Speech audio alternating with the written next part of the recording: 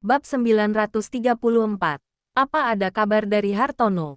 Daniel bertanya dengan suara rendah. Belum, Rian mengerutkan kening. Setelah kita pergi menemui tabib Hansen terakhir kali, mereka sudah pindah lagi. Mungkin karena kejadian 2 tahun lalu.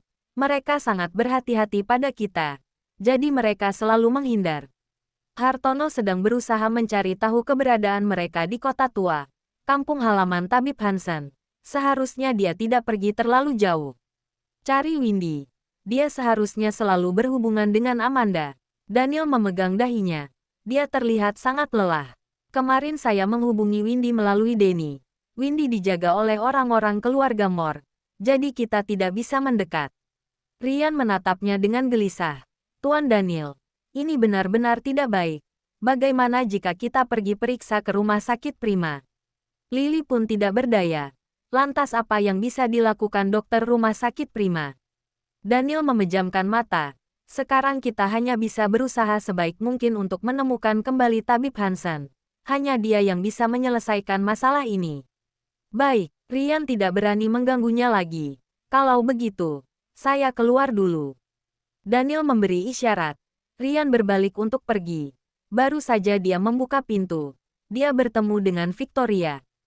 Victoria berjalan sambil membawa semangkuk obat tradisional. Melihat Rian, dia tersenyum dan mengangguk padanya. Rian melirik semangkuk obat tradisional itu. Hatinya merasa sangat tidak tenang. Dan ketika hendak bertanya, suara Daniel datang dari belakangnya. Apa obatnya sudah siap? Victoria berjalan ke ruang kerja dengan membawa obat itu dan menutup pintu. Rian mengerutkan kening dan pergi. Tepat ketika dia akan kembali ke kamarnya, dia mendengar suara "prang" dari sebuah ruangan, diikuti oleh tangisan Carla. Aku tidak mau. Aku tidak mau minum obat. Aku mau mami. Aku mau mami. Carla menjatuhkan ramuan obat dan menangis ingin bertemu dengan maminya. Tangan Liva tersiram obat ramuan yang panas itu. Wajahnya tiba-tiba berubah. Dan dia berteriak di luar kendali, "Jangan menangis." Carla terkejut. Wajahnya menjadi pucat karena ketakutan. Dan dia menatapnya dengan takut. Liva segera menyadari bahwa dia di luar kendali. Dan buru-buru membujuknya. "Tuan Putri Carla, kamu harus minum obat.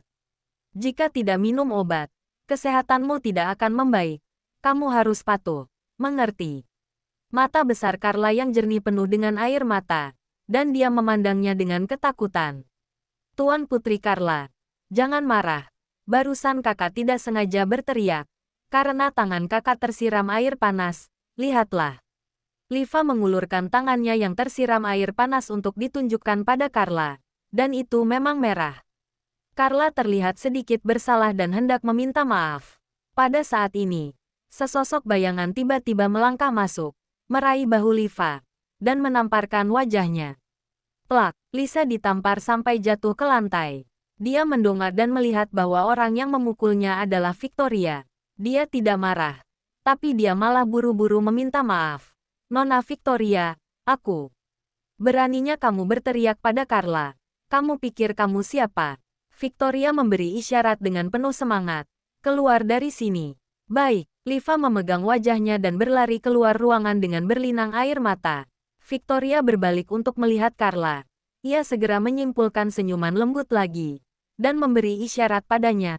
"Carla, Bibi tidak menakut-nakutimu kan?" Carla memeluk boneka alpacanya dan meringkuk di tempat tidur. Dia gemetar ketakutan. "Carla jangan takut. Bibi Victoria akan meminta seseorang untuk segera merebus obat lagi.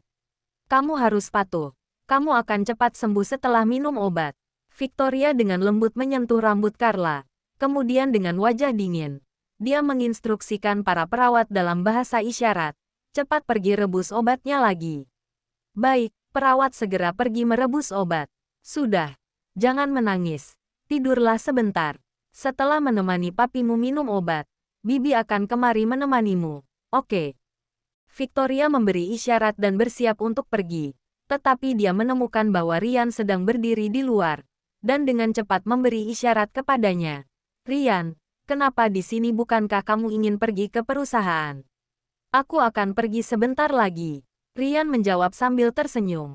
"Aku ingin melihat Nona Carla. Dia sakit." Jangan mengganggunya. Victoria segera memberi isyarat. Bab 935. Nona Victoria, Anda bahkan sekarang juga mau mencampuri tindakanku. Alis Rian menyeringai. Berkata dengan sangat berani. Victoria segera memberikan isyarat. Bukan seperti itu maksudku. Tolong beri jalan. Rian langsung mendorong Victoria dan berjalan ke kamar Carla. Victoria menatap punggungnya dengan ekspresi dingin di matanya. Tetapi dia segera kembali ke penampilan lemahnya yang seperti biasa. Kemudian berjalan ke ruang kerja Daniel dengan ekspresi sedih. Ada apa? Daniel sudah selesai meminum obat dan sedang melihat dokumen. Victoria menggelengkan kepalanya, menunjukkan bahwa tidak ada masalah. Tetapi dia tampak menyedihkan, seolah-olah dia telah ditindas. Siapa yang menindasmu? Daniel bertanya lagi. Tidak ada. Victoria memberi isyarat. Barusan Rian mengatakan bahwa dia ingin menemui Carla. Tapi aku mengatakan bahwa Carla perlu istirahat. Kemudian dia tidak senang. Aku rasa, aku mungkin sudah terlalu banyak ikut campur. Jadi aku sedang mengintrospeksi diri. Anak itu semakin keterlaluan. Daniel mengerutkan kening dengan tidak senang. Beraninya dia bersikap seperti itu padamu. Tidak, dia tidak. Victoria buru-buru memberi isyarat. Dia hanya khawatir pada Carla. Karena Carla baru saja menjatuhkan obat dan menolak meminumnya. Daniel, kamu tidak boleh membicarakan hal ini pada Rian. Kalau tidak, aku tidak tahu bagaimana harus menghadapinya. Baiklah, aku mengerti. Daniel mengelus kepalanya. Sudah membuatmu sedih. Tidak apa-apa. Selama kamu mengerti, itu sudah cukup. Victoria menatapnya dengan lembut dan mengulurkan tangan untuk menyekat cairan obat di bibirnya. Melihat bahwa dia tidak menolak, dia dengan lembut membelai wajahnya lagi, dan kemudian memberi isyarat. Belakangan ini, kamu telah kehilangan berat badan. Setelah dirawat olehmu, aku menjadi jauh lebih baik. Daniel tersenyum sedikit, meraih tangannya dan berkata, terima kasih atas kerja kerasmu. Semuanya sudah seharusnya aku lakukan. Victoria memberi isyarat dan bersandar ke lengannya. Daniel tidak menolak, hanya saja tatapan matanya sedikit dingin. Rian datang ke kamar Carla dan menyuruh perawat medis lainnya pergi. Melihat Carla meringkuk di sudut, dia tidak bisa menahan perasaan sedihnya. Carla, ada apa? Aku ingin mami. Carla sangat sedih. Kemudian air matanya mengalir. Paman Rian, apa paman bisa membawaku ke tempat mami? Apa kamu tidak takut pada paman itu? Rian bertanya dengan lembut. Sebelumnya saat di tempat mami, bukankah kamu bilang ingin kembali? Saat itu, papi tidak sakit. Kak Charles juga ada. Dan tidak ada banyak orang aneh di rumah. Carla berkata dengan berlinang air mata. Kak Carlos, Kak Charles tidak ada. Papi juga sakit. Aku takut. Aku ingin mami. Carla anak pintar. Papi akan segera sembuh. Melihat Carla seperti ini, Rian merasa sangat sedih. Kak Charles juga akan segera kembali. Tapi, aku masih ingin mami. Carla berkata sambil terisak. Saat aku tidur, mami memberiku obat dan berkata di telingaku. Carla sayang, jangan takut. Mami akan melindungimu. Setelah itu, aku sembuh. Mendengar kata-kata ini, Rian tercengang dan buru-buru bertanya, Carla, maksudmu ketika kamu dalam keadaan koma, mami pergi menemuimu? Iya, Carla mengangguk dan berkata dengan sangat serius. Mami memberiku obat. Aku bisa mendengar suaranya setelah meminumnya. Aku mendengar mami dan Kak Naomi sedang berbicara. Aku juga mendengar mami berkata akan melindungiku. Penjelasan Carla tidak sejelas Carlos, tapi Rian sudah memahaminya. Sebenarnya sebelum Victoria mengambil tindakan, Tracy sudah menemukan rumah sakitnya dan memberi Carla obat. Dengan kata lain, Carla bisa membaik bukan karena pengobatan Victoria, tapi karena obat dari Tracy. Rian segera menelepon Thomas. Hari itu, ketika Tuan Daniel diracuni di kediaman Moore, kamu membawanya ke rumah sakit. Sepertinya kamu pernah mengatakan bahwa Nona Tracy memberikan Tuan Daniel obat kan? Benar, kata Thomas. Saat itu, Nona Tracy mengambil risiko melawan Tuan L untuk melindungi Tuan Daniel. Ketika Nona Tracy menyerahkan Tuan Daniel ke tanganku, dia masih memegang satu botol obat lagi di tangannya. Bab 936. Setelah diam sebentar, Thomas pun bertanya, kenapa tiba-tiba kamu menanyakan hal ini? Ada apa dengan Tuan Daniel? Tidak ada apa-apa. Ryan tidak banyak bicara. Setelah mengakhiri panggilan telepon, dia menoleh dan menatap Carla. Carla, apa kamu menghubungi Carlos? Bukankah kalian punya jam tangan pintar yang bisa menelepon? Memang ada. Tapi jam tangan pintar Kak Carlos terus tidak aktif. Mungkin tidak ada baterai. Carla sedikit sedih. Aku kangen Kak Carlos, Kak Charles, dan Mami. Mami. Pada saat ini, Roxy kecil terbang masuk dari jendela. Roxy, kamu sudah pulang. Melihat Roxy, Carla merasa sangat senang. Apa Kak Charles juga sudah pulang? Pulang. Roxy kecil berteriak ke arah luar. Aku akan pergi melihatnya. Saat keluar dari kamar, Ryan mendengar suara Charles. Dari luar anak itu berlari masuk sambil berteriak kencang dengan bersemangat. Papi, Carla. Tuan muda Charles sudah pulang. Bibi Riana dan yang lainnya bergegas keluar untuk menyambutnya. Saat melihat Charles, semua orang merasa sangat senang. Suasana rumah yang mencekam akhirnya menjadi hidup lagi. Nenek Riana, di mana papiku dan Carla? Charles bertanya dengan akrab. Ada di lantai atas. Nenek akan mengantarmu naik. Bibi Riana menggandeng tangan Charles dan naik ke atas, sambil berbicara dengan antusiasme yang tak tertahankan. Tuan muda, baguslah kamu sudah pulang. Saat melihatmu, nenek sangat gembira. Aku juga gembira. Charles mendongak dan melihat Bibi Riana. Ada apa dengan nenek? Kenapa matamu merah? Siapa yang menindasmu? Nenek tidak apa-apa. Nenek hanya merasa sangat senang melihat kalian. Bibi Riana buru-buru menyesuaikan perasaannya. Ayo, kita pergi mencari papimu dulu. Ya, Charles mengangguk setuju. Juga masih menyapa Ryan. Paman Ryan. Anak baik. Ryan mengobrol sebentar dengan Charles, lalu turun ke bawah untuk menyapa Sanjaya.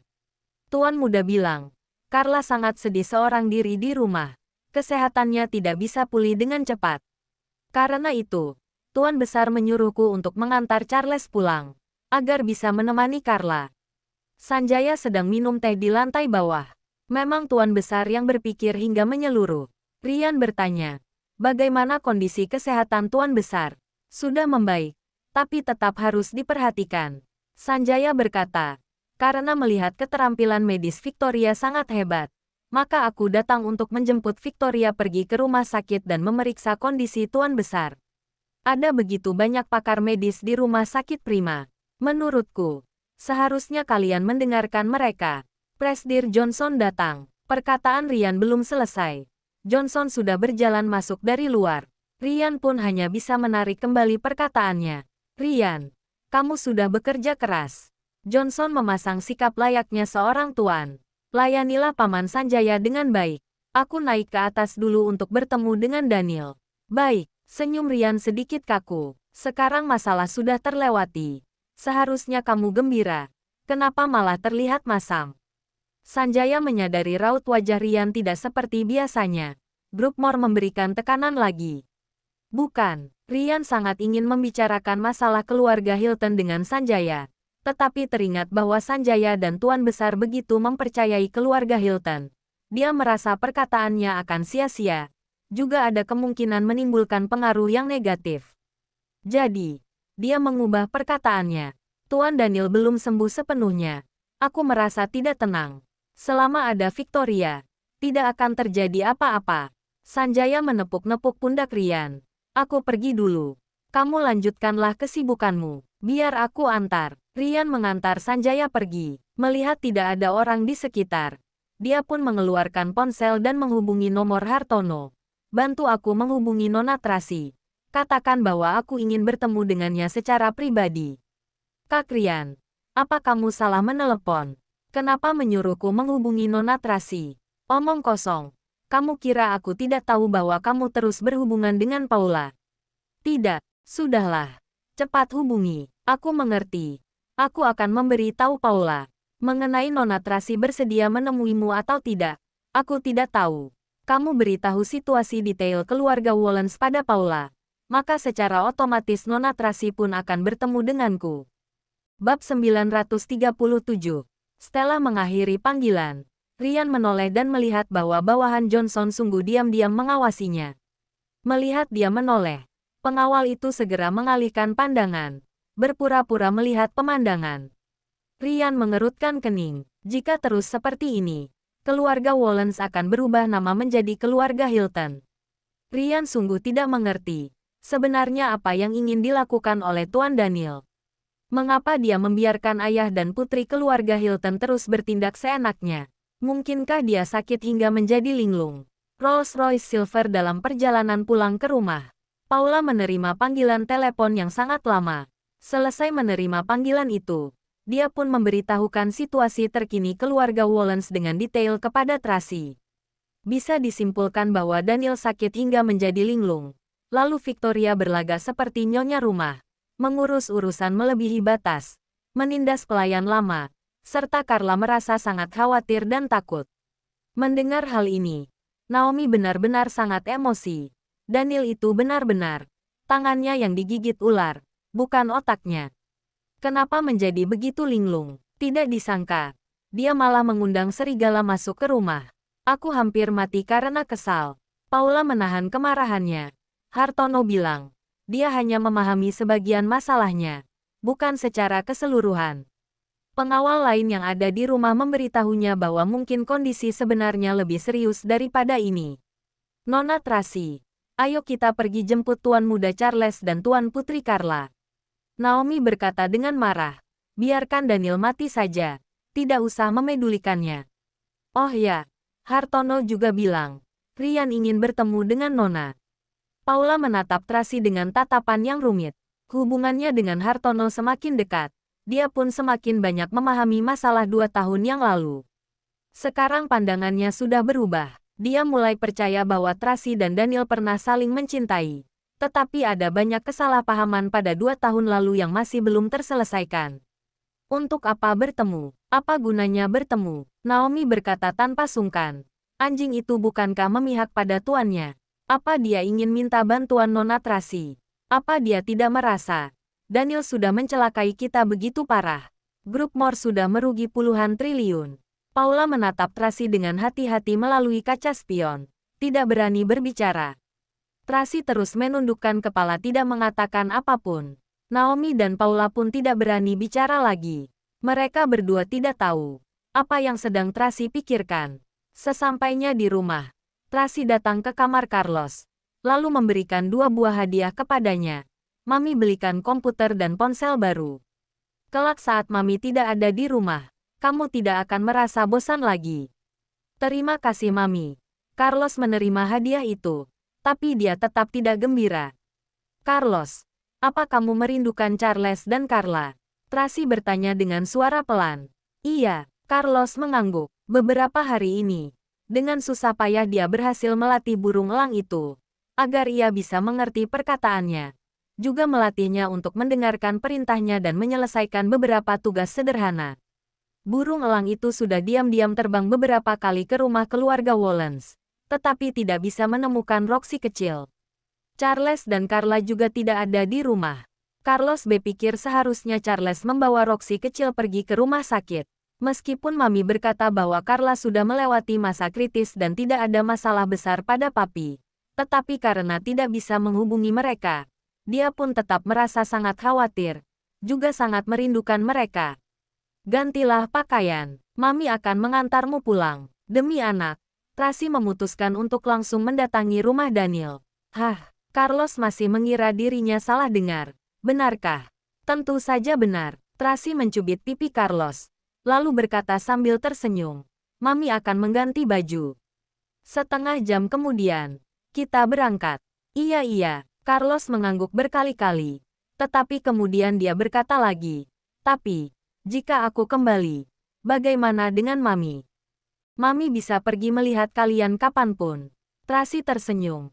Itu adalah rumah anak-anak Mami. Mami bisa pergi ke sana kapanpun. Benar-benar, Carlos sangat antusias hingga hampir melompat. Sungguh bagus jika Mami lebih cepat berpikir seperti itu. Sekarang juga belum terlambat. Tracy tersenyum. Tidak peduli bagaimanapun hubungan Mami dan Papi, Mami tidak akan membiarkan siapapun menindas kalian. Bab 938. Mendengar perkataan ini, Carlos menjadi tertegun, lalu segera bertanya, apa yang terjadi? Tidak ada apa-apa. Tracy mengelus-elus kepala Carlos. Carlos, kamu gantilah pakaian. Lalu pergi mencari Roxy si elang. Kita bawa dia ke sana juga. Mengerti. Carlos segera mengangguk, memikirkan bahwa Mami dan Roxy si elang akan segera pulang bersamanya. Dia pun merasa sangat bersemangat. Dirinya sudah pergi sangat lama. Entah bagaimana kondisi di rumah sekarang. Di rumah keluarga Wallens, Johnson pergi ke ruang kerja untuk menemui Daniel. Hendak secara resmi mengusulkan pernikahan antara Daniel dan Victoria. Daniel, Victoria tinggal di rumah kalian. Juga menjaga kakek dan anak-anakmu. Dengan statusnya sekarang sungguh tidak sesuai. Kapan kalian akan pergi mendaftarkan pernikahan kalian? Daniel sedang menunduk membaca dokumen. Saat mendengar kata ini, dia tidak melawan, tetapi juga tidak merasa tersinggung. Victoria yang ada di samping memerhatikan raut wajahnya, juga bertukar pandangan dengan ayahnya. Johnson lanjut berbicara. Pada acara pernikahan 2 tahun yang lalu, meskipun bukan Victoria, tapi sudah diumumkan menggunakan namanya. Jadi sekarang mungkin tidak terlalu sesuai untuk mengadakan acara pernikahan. Kita cukup mendaftarkannya saja. Kelak setelah kesehatanmu membaik, serta anak-anak dan kakekmu sudah sehat, baru adakan acara pernikahan. Ini juga termasuk sebuah hadiah untuk Victoria. Bagaimana menurutmu? Ya, akhirnya Daniel merespons. Paman berpikir dengan sangat menyeluruh. Hehe, memang tidak mudah menjadi orang tua. Johnson menghela napas. Orang tua mana yang tidak mengharapkan hal yang terbaik bagi putrinya? Paman sudah seusia ini. Sekarang kesehatan juga tidak terlalu baik. Paman berpikir selama sisa-sisa waktu ini, ingin melihat Victoria memiliki keluarga yang baik. Dia sudah mengerahkan segenap hati dan pikiran untukmu, juga melakukan begitu banyak hal untukmu. Tentu saja, dia melakukannya dengan sukarela. Sebagai seorang ayah, Paman juga tidak bisa berbicara apa-apa, hanya berharap kamu bisa memberinya sebuah status. Ayah, jangan seperti ini. Victoria melakukan isyarat tangan dengan panik. Segala hal yang kulakukan demi Daniel itu atas kemauanku sendiri. Ayah meminta seperti ini, seperti sedang memaksanya. Kamu ini, kenapa malah bilang ayah memaksanya? Papi hanya sedang berbicara dengan Daniel. Johnson menjadi panik. Kamu tahu bagaimana kata orang luar terhadapmu. Mereka bilang keluarga Wallens tidak mengakuimu. Tapi kamu malah berinisiatif datang ke rumah mereka, memasak dan mengurus rumah. Bahkan masih belum puas. Masalah aku jatuh sakit dan menjalani pengobatan adalah kabar tertutup. Bagaimana orang luar bisa tahu? Akhirnya Daniel berkata dengan datar, siapa orang luar yang Paman Johnson maksud? Perkataan ini langsung membuat Johnson menjawab 1000 bahasa. Benar, Victoria membuat isyarat tangan dengan kesal. Aku baik-baik saja di rumah keluarga Wallens. Semua orang sangat menghormatiku. Tidak seburuk yang ayah katakan. Meskipun ada orang yang mengatakan sesuatu, ayah juga tidak perlu memedulikan mereka. Victoria, bagaimana mungkin ayah melakukan hal yang merugikan keluarga sendiri? Ayah melakukannya demi kebaikanmu. Johnson terlihat kesal sekaligus tak berdaya. Sudahlah, Daniel tidak ingin banyak bicara lagi. Paman juga mengatakan bahwa banyak anggota keluarga yang jatuh sakit. Sekarang aku sungguh tidak ingin memikirkan masalah yang lain. Setelah semuanya sehat kembali, baru dibicarakan lagi. Orang zaman dulu bilang saat sukacita datang, musibah pun pergi. Johnson berkata sambil tertawa. Mungkin saja setelah kamu dan Victoria mendaftarkan pernikahan, penyakit kalian pun sembuh. Daniel mengerutkan kening. Saat hendak berbicara, tiba-tiba terdengar suara elang dari luar. Suara apa itu? Johnson dan Victoria sangat terkejut. Raut wajah ayah dan anak ini langsung berubah. Daniel segera berdiri dan berjalan ke samping jendela. Dia pun membuka tirai dan melihat bahwa rombongan mobil G. Paton milik keluarga Moore sudah memasuki kediaman keluarga Wallens. Raut wajah Daniel yang muram untuk waktu yang lama, akhirnya bersinar seperti sebelumnya. Mata yang awalnya terlihat letih dan tak bernyawa juga menjadi berwarna. Dia pun mendesah dengan antusias. Akhirnya datang juga. Setelah bersabar dan menunggu begitu lama, akhirnya wanita itu kembali. Dia tahu bahwa Tracy tidak mungkin duduk diam dan tidak peduli. Meskipun tidak memedulikan hidup dan matinya. Tetapi wanita itu pasti mengkhawatirkan anak-anak. Jangan lupa like, comment, and subscribe ya. Terima kasih. Tunggu terus kelanjutannya.